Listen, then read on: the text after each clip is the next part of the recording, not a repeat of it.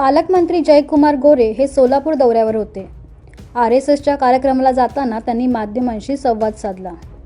यावेळी पत्रकारांनी जयकुमार गोरेंना काँग्रेस जनता पार्टी संबंधित प्रश्न विचारला. यावेळी जयकुमार गोरेंनी काय प्रतिक्रिया दिली आहे पाहूया.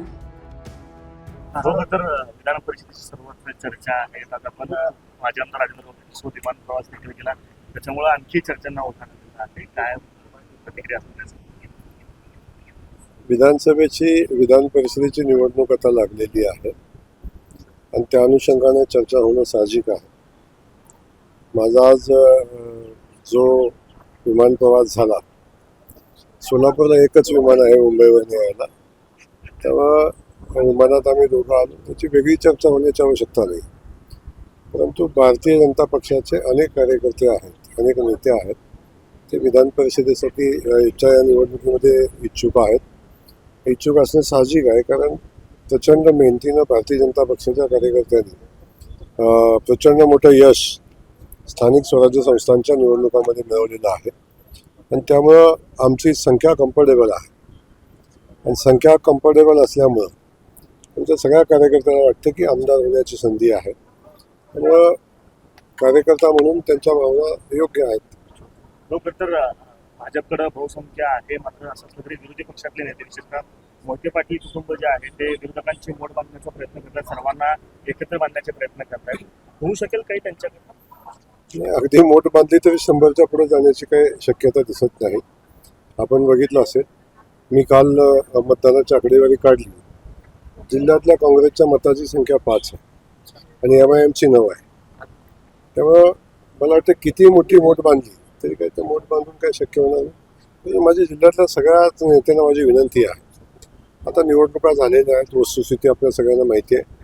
आपण सगळेजण एकत्र येऊन जिल्ह्यामध्ये एक नवा आदर्श घालून देऊ आणि विधान परिषदेची निवडणूक बिनविरोध करण्याचा प्रयत्न आम्ही करू. त्यासाठी मी वेळ पडली तर सगळ्यांशी चर्चाही करेन, कारण निवडणुकी आता औपचारिकता आहे आणि अशा परिस्थितीमध्ये मला वाटतं सोलापूर जिल्ह्याने एक नवीन इतिहास करावा आणि विधान परिषदेची निवडणूक बिनविरोध करावी अशी माझी भावना आहे. माझ्यासह अनेक लोकांच्या भावना आहेत.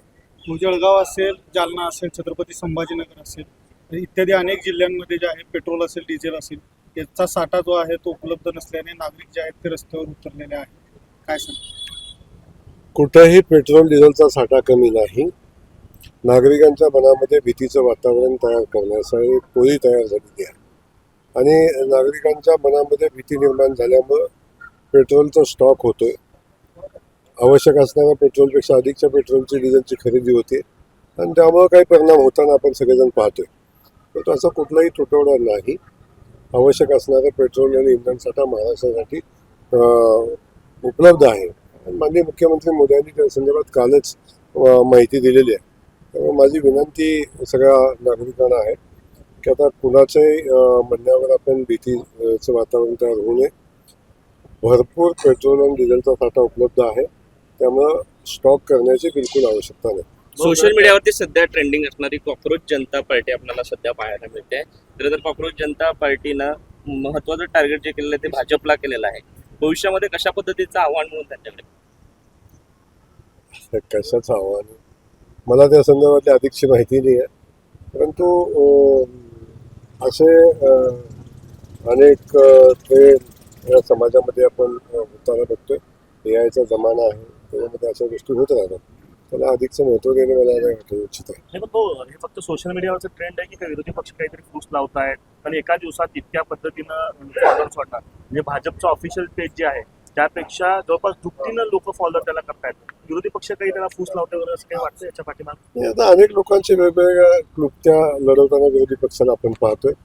जनमानसामध्ये स्थान राहिलं नाही, जनमानसामध्ये आपली प्रतिमा राहिलेली नाही आणि लोक आपल्या पाठी येत नाहीत. तेव्हा काहीतरी नवीन योजना आखणे, सोशल मीडियाच्या माध्यमातून, यूट्यूबरच्या माध्यमातून समाजामध्ये असंतोष निर्माण होतोय याचा प्रयत्न करणं, अशा पद्धतीच्या गोष्टी करायचा विरोधक प्रयत्न करतात. अशा कुठल्याही गोष्टीला यश येणार नाही. भारतातली लोकशाही भक्कम आहे.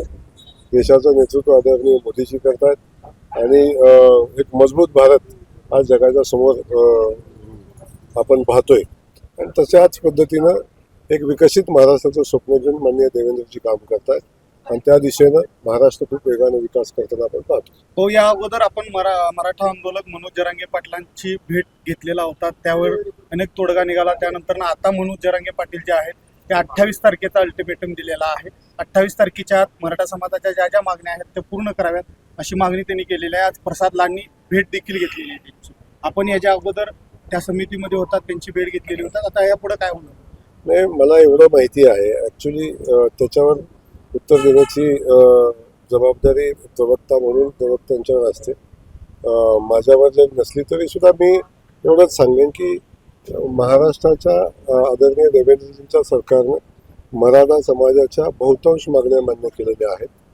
त्या अनुषंगानं आपण सगळेजण बघतोय की कुणबी दाखल्याचा विषय असेल त्यालाही न्याय मिळताना आपण पाहतोय.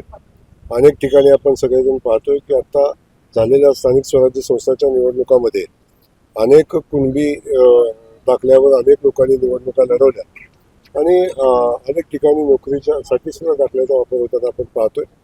अण्णासाहेब पाटील आर्थिक विकास महामंडळ असेल, सारथी असेल, या सगळ्याच माध्यमातून आपण बघतोय की मराठा समाज बांधवांना न्याय देण्याची भूमिका महाराष्ट्राचं सरकार घेताना आपण पाहतोय.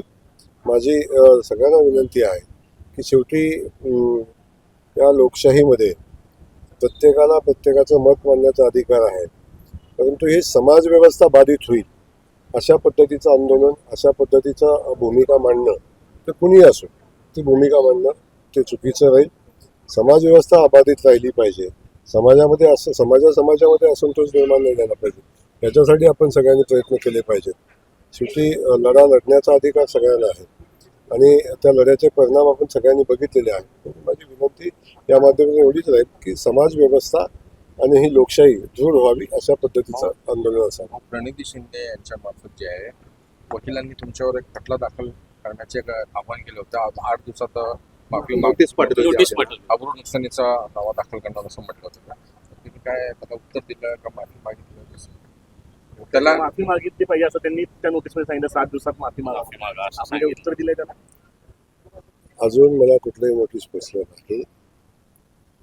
नोटीस फक्त कुठं सोशल मीडियावरच मी पण बघितलेली आहे. मीडियावर मी बातमी बघितली कुठेतरी. याच्या पलीकडची माहिती मला नाही. परंतु मी आजही सांगेन आदरणीय ताईसाहेबांच्याबद्दल मी आदरानेच बोललेलो आहे. त्यांना काय त्याचा वाईट वाटलं असेल त्या संदर्भात त्यांच्या नोटीस आल्यानंतर माहिती घेईन आणि अवश्य उत्तर त्यांना आपण देऊ.